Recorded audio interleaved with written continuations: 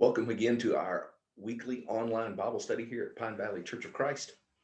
I appreciate you joining us. We continue this week with our study of the Book of Ecclesiastes, uh, something that seems to be a book written by Solomon near the end of his life as he's looking back over on all the things he's observed and learned in this life on this planet and wants to reflect on and share with those of his time as well as with later generations.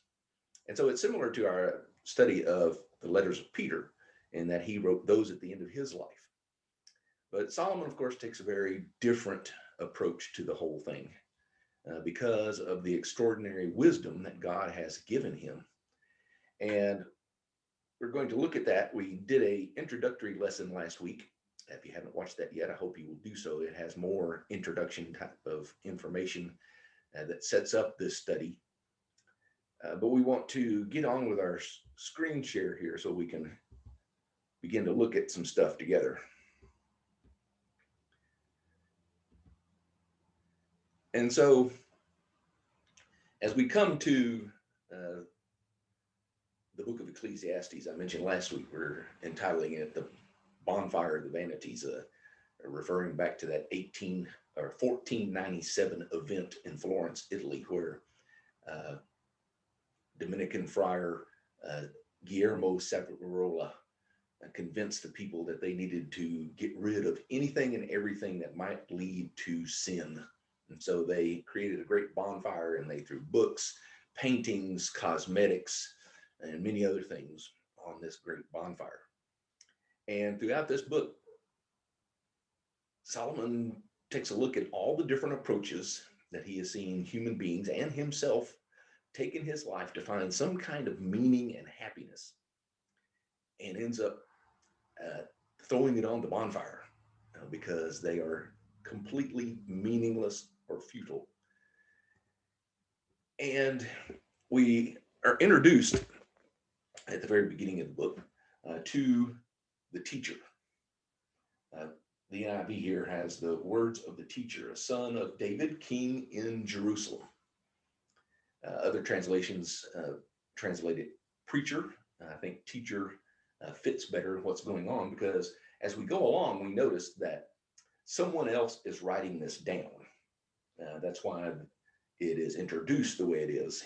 The writer, the student, wants to make sure everybody understands these are not his words, these are the words of the teacher.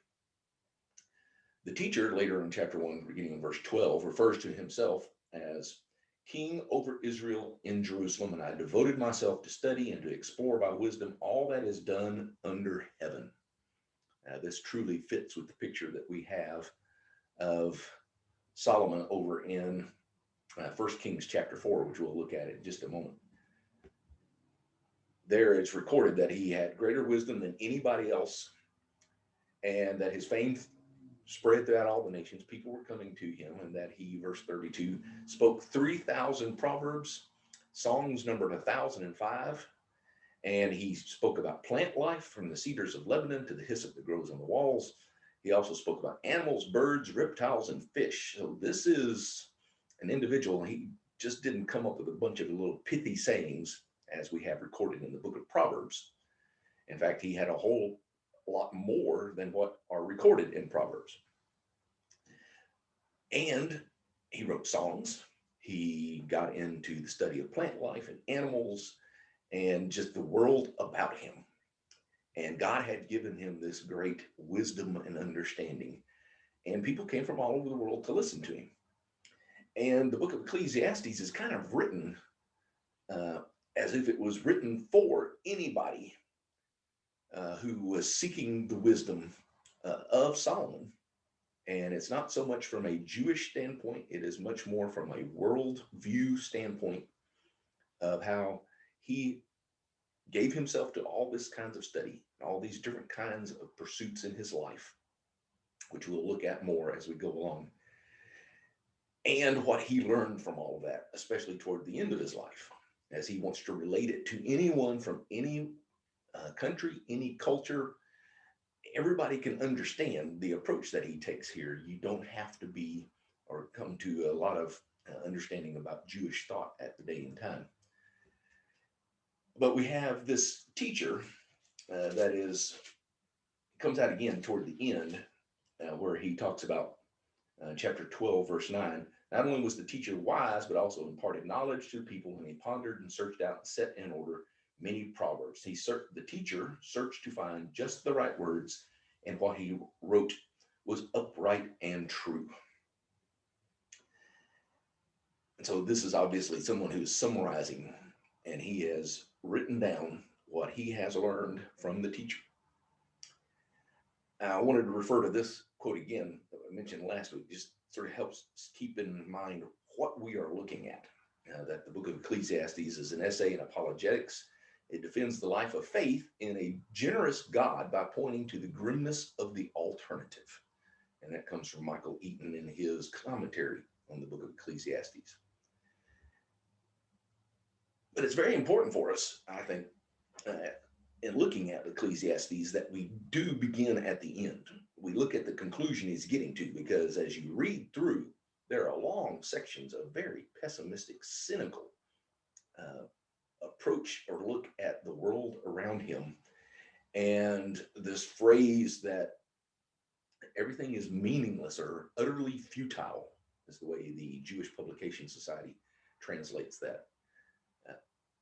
And it can become very depressing. We begin to look at things very pessimistically ourselves. So he says, let's begin at the end. And we just read first part of that, but he goes on in this conclusion that the words of the wise are like goads, their collected sayings like firmly established nails given by one shepherd. Be warned, my son, of anything in addition to them, of making many books there is no end, and much study wearies the body. But now that it has been heard, here is the conclusion of the matter. Fear God and keep his commandments, for this is the whole of man. For God will bring every deed into judgment, including every hidden thing, whether it is good or evil. If they're in the middle, he makes sure that it is seen that this is what we were created for. This was the meaning of life, and where wholeness or completeness can be found. Not in the pursuit of all of these other things, especially the pursuit of those things without God in your life and being the one who helps you best understand how to approach those things. And, the NIV, one of the older versions of it has, it's the whole duty of man. The word duty is not there. It is the whole of man, or even of mankind.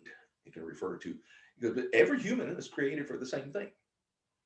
We all are here to live our lives in conjunction with the will of God by faith in him. And so he says, be aware of this. And all these things have been collected. They're given by the one shepherd, a reference, an ancient reference in Israel to God, and says, so focus on these things and don't get caught up in anything in addition. Verse 12, the making of many books, there is no end. There's all sorts of books out there. There's all sorts of self-help philosophies of life. Here's how you do this. Here's how you become successful. None of that means anything if it is not set within this conclusion that we are to fear God or be in awe of God, or again, the Jewish Publication Society puts it as revere God. We come to him in reverence because we understand who he is. He is the God in heaven. And that's the contrast we see throughout the book. And we'll talk about it more in a minute. But it's the life under the sun versus the God who is in heaven, or above the sun, we might even say, who is the creator of all these things. He is the one by whom we find the proper perspective to how to look at life. And because of that, we observe his commands.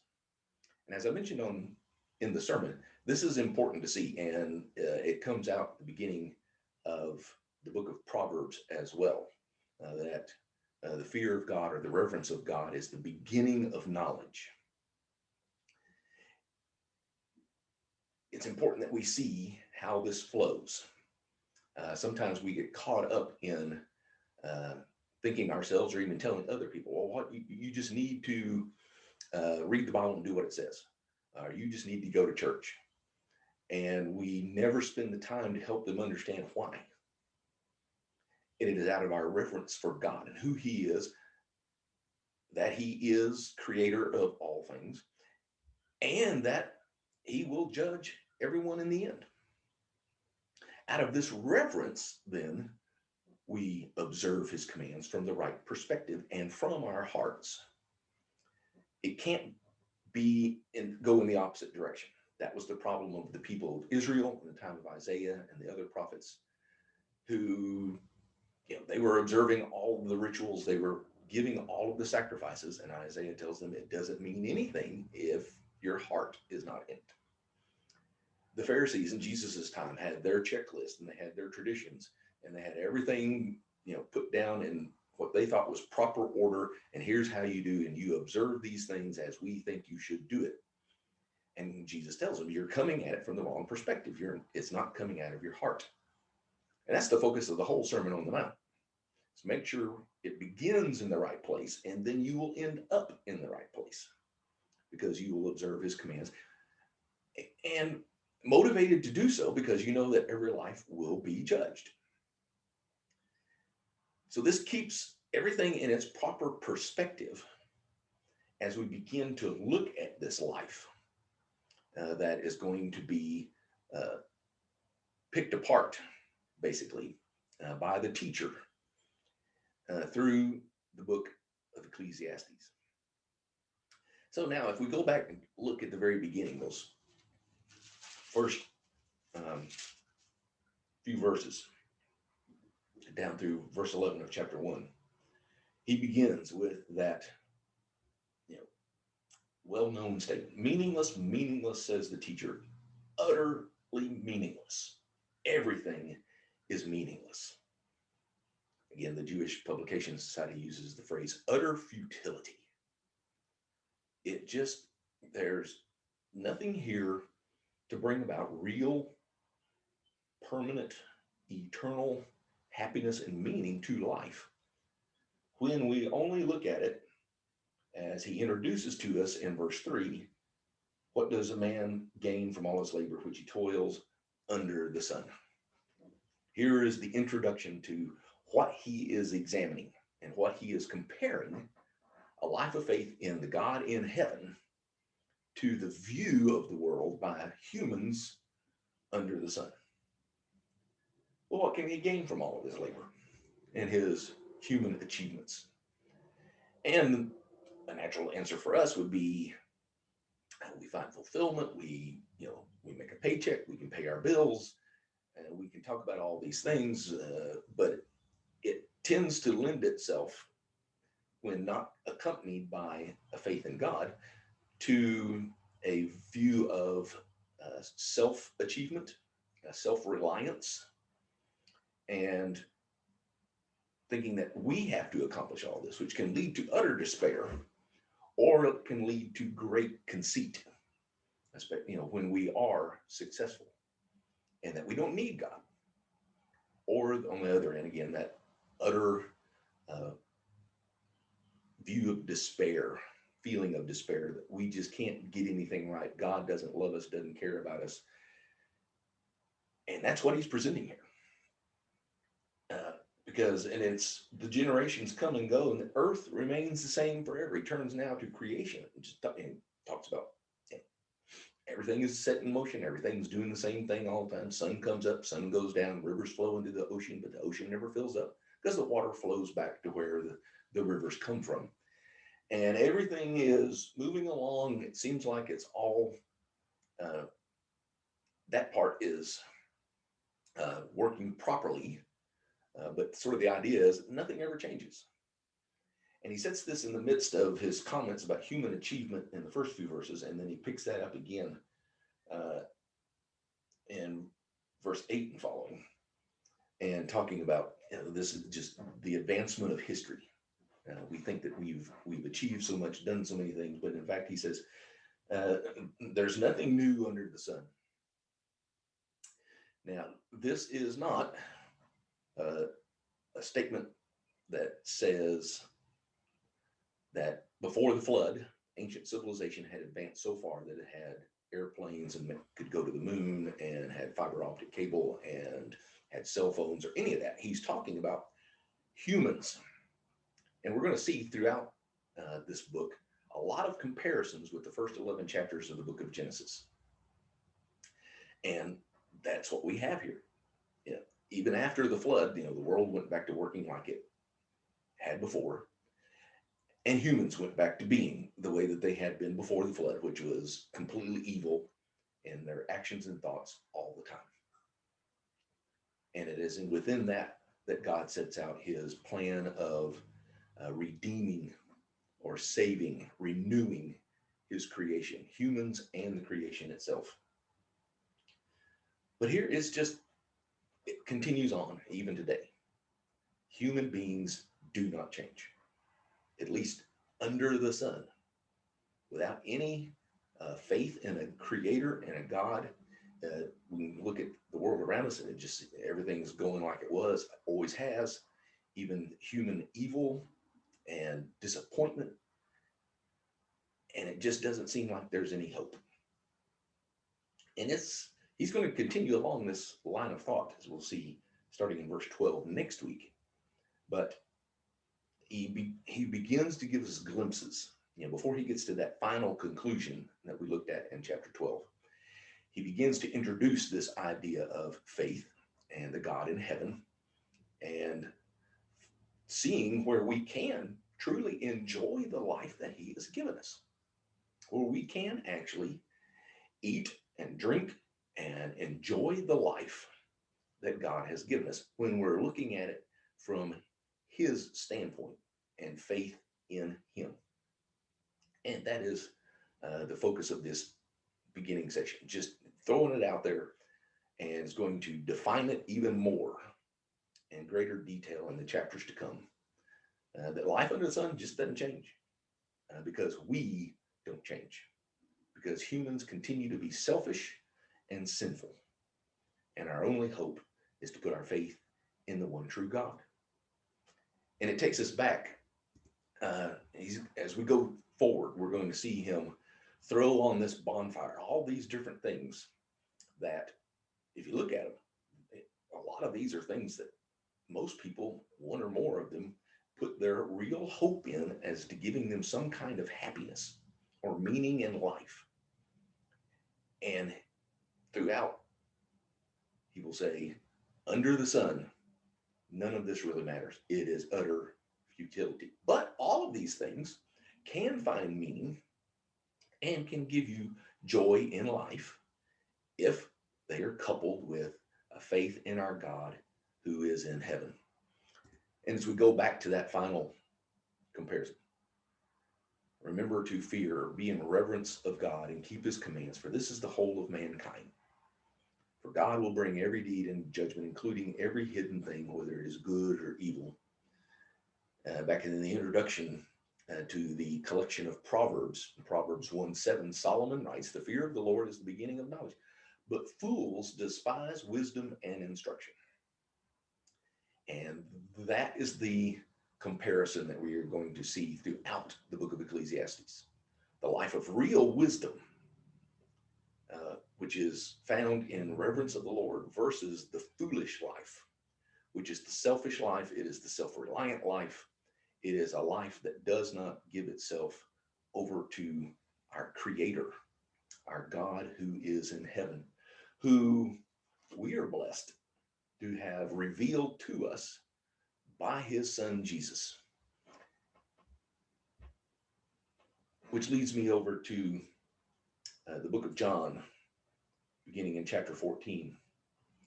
Beginning in verse 5, Thomas said to him, Lord, we don't know where you're going, so how can we know the way? Jesus answered, I am the way, the truth, and the life, and no one comes to the Father except through me. And if you really knew me, you would know my Father as well. For from now on, you do know him and have seen him. Philip said, Lord, show us the Father, and that will be enough for us. Jesus answered, don't you know me, Philip? Even after I have been among you for such a long time, anyone who has seen me has seen the Father. How can you say, show us the Father? Don't you believe that I am in the Father and that the Father is in me? The words I say to you are not just my own. Rather, it is the Father living in me who is doing his work. So believe in me when I say that I am in the Father and the Father is in me. He says, God has made it possible for us to see him, to understand him as he revealed himself through his son Jesus. And we will be making more of those comparisons as we go through our study of Ecclesiastes. I encourage you to be reading ahead the last part of chapter 1 and all of chapter 2 for our next lesson on Sunday morning. In the meantime, I encourage you to stay safe, stay healthy, and let us seek the wisdom that comes from a true reverence of God and live our lives in obedience based on that reverence, not trying to show how good we are by what we do, but showing our faith in God and responding to him and what he has made possible through his son Jesus through faith. Until then, may God bless us all. Please stay safe and see you next week.